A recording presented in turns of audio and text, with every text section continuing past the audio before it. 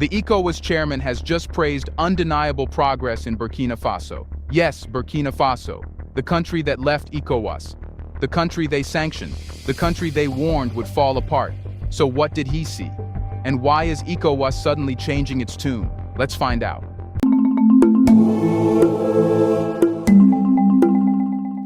It wasn't said in a grand speech.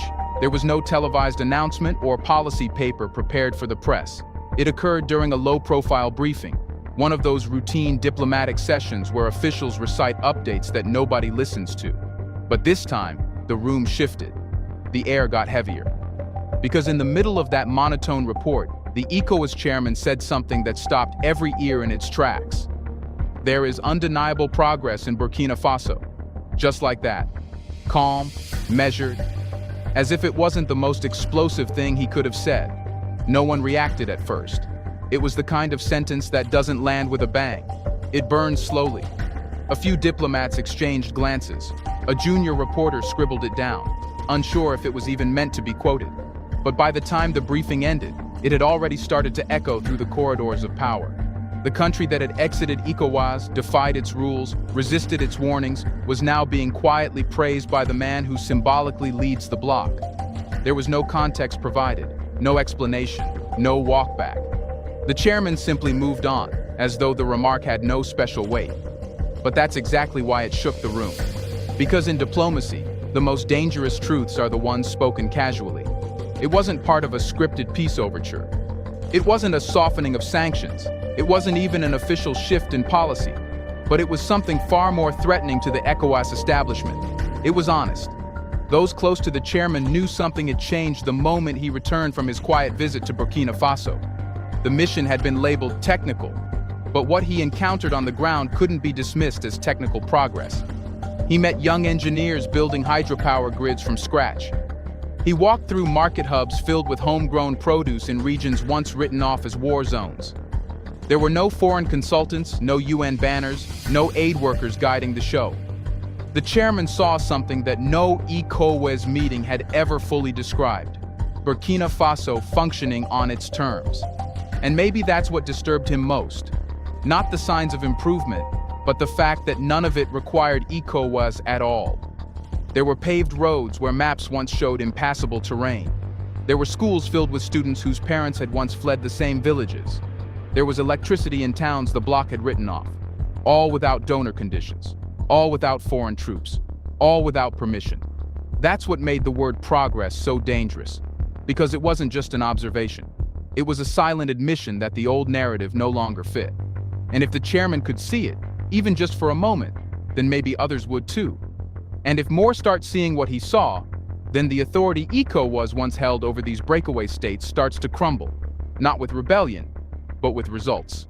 The sentence may have been quiet, but the consequences are loud, because now for the first time, Ecowas isn't just facing a political rebellion, it's facing proof. And the question now is, how does a bloc that once claimed to lead West Africa respond when the countries it tried to punish are the ones moving forward? What Ecowas feared most wasn't Burkina Faso failing. It was Burkina Faso that succeeded. And now, that fear is becoming reality. Long before the chairman said a word, the silence from inside Ecowas had already grown deafening. And not just the silence toward Burkina Faso, but the silence within. The meetings had become hollow. The declarations rang out with less conviction. Behind closed doors, ambassadors raised the same questions over and over again. If the breakaway states were so wrong, why were they still standing? The truth is, Ecowas didn't lose control when Burkina Faso walked out. It lost control months earlier, when its punishment stopped working. Sanctions were supposed to choke, travel bans were meant to isolate. The freezing of financial support was designed to break morale. But none of it had the intended effect. Burkina Faso, Mali, and Niger responded not with desperation, but with defiance. And worse, their population stood behind them. Crowds gathered not to demand reintegration, but to mock Ecowas as a hollow tool of foreign interests. When leaders who were sanctioned saw their approval ratings rise, the first cracks in the illusion of control appeared. Inside Ecowas headquarters, the unease began as a whisper. Why were military governments not collapsing? Why were blacklisted officials more popular than ever? And perhaps most dangerously, Why were other member states beginning to ask if the bloc had become too rigid, too slow, too divorced from African realities? Then came the trade contradictions. Goods meant to be blocked still found their way across borders through informal networks. Regional airlines resumed flights under different pretexts. Entire corridors of commerce adjusted to new realities faster than the diplomats could write memos. The tools Ecowas once used to enforce discipline had stopped biting, and nobody wanted to admit it. But the silence wasn't just a symptom of confusion, it was a symptom of fear. Burkina Faso, Mali, and Niger weren't trying to come back. They weren't pleading for acceptance. That terrified Ecowas more than any rebellion. These weren't rogue elements, they were building alternatives. Shared military pacts, coordinated currency talks, joint development projects. The more Ecowas tried to ignore them, the louder they became, not in words, but in action. By the time the Alliance of Sahel States unveiled its formal confederation, it was too late. The bloc that was meant to be a temporary protest had matured into a functioning political machine. Ecowas tried to pretend it was still in charge of the conversation, but it was no longer even in the room.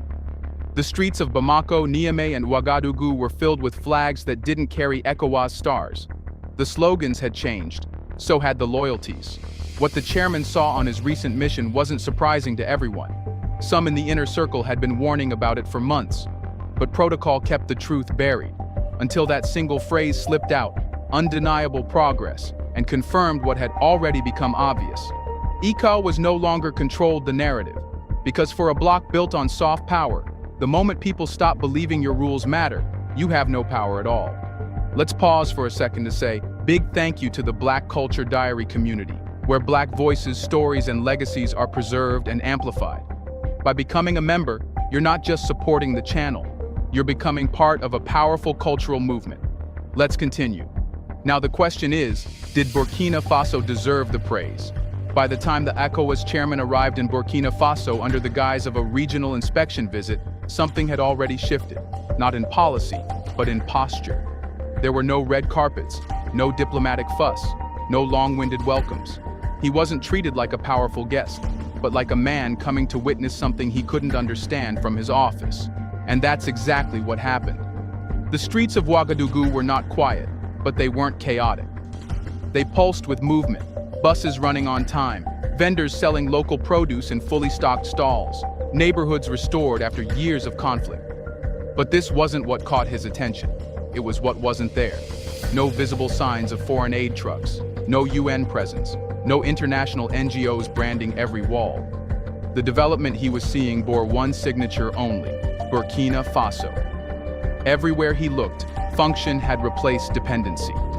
Local women-led agricultural cooperatives producing enough grain to feed multiple provinces. Soldiers trained barefoot teenagers not to fight, but to wire electricity poles for their villages. In the northern region once ruled by armed groups, he watched a class of young men operate bulldozers, military-issued, laying the foundation of a new regional medical center. There was no press coverage, no staged performances, just a quiet rhythm of people doing the work. People who had stopped waiting for help. Inside a newly built refinery outside Gawa, the chairman was shown how raw gold, once stolen or exported with no trace, was now being melted, refined, and sealed into certified bars by Burkinabe workers. One engineer explained that Burkina Faso had lost billions through unprocessed gold exports. "So we stopped letting it leave the ground without value," she said simply, not knowing she had just summarized an entire revolution in economic logic. And this pattern repeated itself. In the Sahel zone, what used to be refugee camps were now self-sufficient micro-communities with shared solar panels and water tanks sourced through military logistics. What was once too dangerous to govern was now a prototype for autonomous village defense. There were no mercenaries, no Western instructors. The training manuals were written in local languages, the uniforms stitched by tailors in Bobo Dioulasso, the rifles imported from new partners that didn't ask for loyalty, only payment. But the most jarring moment came not from an industrial site, but from a school. The chairman entered a classroom in the town of Djibo. It was small, concrete floor, wooden benches, one teacher, 28 students, and a chalkboard. But on the wall was a banner that stopped him cold. We don't wait to be saved. We learn to save ourselves. It wasn't about rebellion, it was about rejection. A full rejection of the idea that progress must be borrowed, outsourced, or donated. Everything he saw that day echoed that message. Burkina Faso isn't rising because it was forgiven. It's rising because it refused to wait. And for a man who spent his entire career operating inside a structure that rewarded compliance and punished defiance, the realization was uncomfortable. Because this didn't collapse. This wasn't improvisation. It was an order. Indigenous, military-backed, unapologetically homegrown order. The chairman left without making a formal speech. There was nothing to say. The numbers would never tell this story, but his face had already betrayed it. Burkina Faso wasn't proving Ecowas was wrong with words. It was proving it wrong with roads, with classrooms, with functioning systems built outside the club. And that leads us to the most dangerous question of all. If this is what rebellion looks like, then what does success even mean anymore? Here's a reminder to please like and share the video and subscribe to our channel to watch more videos on Black culture, history, civilization, and identity. Let's continue now. When the Ecowas chairman uttered the words undeniable progress, the world took it as a compliment. But those watching closely knew better. It wasn't a gesture of respect, it was a message. The chairman didn't break months of block-wide silence just to tip his hat to Ibrahim Traore. That kind of deviation doesn't happen by accident. Not in regional politics. Not from someone who speaks for a system built on consensus and caution. Something had shifted, not just inside Burkina Faso, but inside Ecowas. And it wasn't ideological, it was strategic. The very fact that he had to speak, that silence was no longer sustainable, signals that a deeper calculation was underway. One that had little to do with Burkina Faso's success and everything to do with ECOWAS's fear of becoming irrelevant. Until now, ECOWAS operated with the assumption that it could outlast defiance. That time would wear down the breakaway states. That sanctions, isolation, and lack of recognition would eventually make Mali, Niger, and Burkina Faso return to the fold, either through desperation or collapse. But Traore flipped the script. He didn't isolate, he built. He didn't seek legitimacy. He created results that couldn't be ignored. And worst of all, for ECOWAS, his model started inspiring whispers in other member states. Some leaders in coastal West Africa have already started asking dangerous questions behind closed doors. What if this military-led structure is more efficient than the bloated civilian ones we've protected? What if cutting off dependency creates real sovereignty? What if, instead of waiting for IMF directives, we build with what we already have? These questions are poison to a bloc that survives on uniformity. And the chairman knows it. So the praise, veiled as a casual remark, wasn't a peace offering. It was a flare, a signal to the remaining ECOWAS states that the center is wobbling and that those in charge are preparing for a scenario in which they are no longer the sole architects of regional identity. It was also a subtle test. By acknowledging progress in Burkina Faso, the chairman put pressure on other ECOWAS leaders to pick a side. Do they continue pretending the Sahel has collapsed, or do they break ranks and admit what's become obvious? His statement didn't just shift perception, it forced alignment. It forced leaders to either echo the recognition or remain silent and risk appearing out of touch. Even more crucially, the statement creates diplomatic flexibility. ECOWAS needs a way to re-engage with Burkina Faso, Mali, and Niger without losing face. It can't offer a formal welcome. That would undermine everything it claimed to defend. But a few scattered praises? That's a soft re-entry point, a quiet bridge back. Not for reconciliation, but for relevance. Because if the AES bloc continues to harden, with Russian defense deals, Chinese infrastructure investments, and increasing Pan-African solidarity, ECOWAS may find itself talking only to itself. And in geopolitics, a club that no longer has leverage becomes a museum piece. So no, the chairman didn't speak out of admiration. He spoke out of necessity. He saw what Burkina Faso had become. He saw what ECOWAS had failed to stop. And he realized that saying nothing was now more dangerous than saying something. But beneath the polished delivery and measured tone, the message wasn't to Traore. It was to the rest of West Africa. They're rising. And if we don't adjust, we may be the ones left behind. There was a time when Burkina Faso's military government was treated like an interruption, a temporary detour on the road back to democracy, a phase that, like others before it, would eventually be corrected, repackaged, and reabsorbed into the fold of Western-backed order. But that time has passed, and the Ecowas chairman's reluctant acknowledgement is only the latest sign of it. Because Traoré isn't simply managing Burkina Faso. He's modeling something far more dangerous to the old establishment, a functioning alternative. This is what makes him different from the dozens of strongmen who came before. They ruled with spectacles, they collapsed under ego. Traoré, by contrast, has made the radical choice to make things work. Schools are opening, markets are stabilizing, foreign currency reserves are rising, national production is replacing imports. It's not theoretical, it's not televised, it's physical, local, measurable. In an era where many African governments have become skilled at managing donor expectations, Traoré has bypassed the performance. He doesn't attend summits, he doesn't wear a tie, he doesn't speak in jargon. He governs like a man who believes he has nothing to prove to outsiders and everything to build for those inside. That alone would be enough to unsettle Ecowas. But it's what's happening beyond Burkina Faso's borders that truly makes this moment historic. The countries once mocked for leaving the bloc are no longer floating alone. They're coordinating defense, co-developing infrastructure, and moving toward a shared currency free of CFA colonial remnants. AES isn't just a breakaway group, it's the nucleus of a new regional model. And guess who's emerging as its ideological compass? Not Goïta, not Tiani, but Traoré.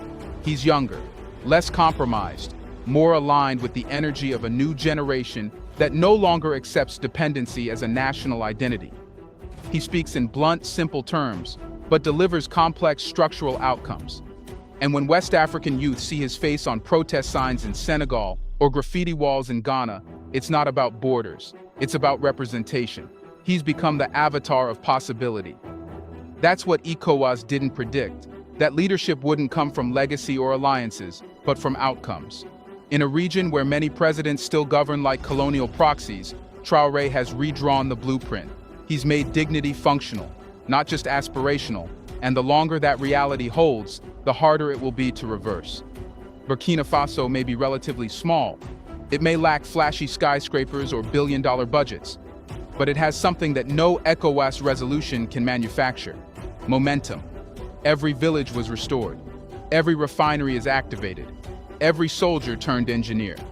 These are not symbolic wins. They are precedents. And precedents are contagious. That's why, despite the chairman's praise, there is no formal reconciliation in sight. Because Traoré doesn't need to rejoin the old table. He's building a new one. One where Africa sets its terms, and progress isn't measured by foreign applause, but by how many children eat, learn, and live without fear. Burkina Faso isn't demanding to be followed. It's simply moving forward. And the rest of West Africa is watching, not out of loyalty, but because they want to know what comes next. Why did ECOWAS suddenly break its silence on Burkina Faso? What did the chairman see that changed everything? Let us know in the comments section. Was it just a casual statement or a political earthquake? Do you want to watch more videos like this one? If so, subscribe to our channel and press the bell icon next to it. We have decided to bring videos on something nobody talks about: the Black culture, civilization, history, and evidence about how glorious Blacks have been. Thanks for watching, and until the next video, stay tuned.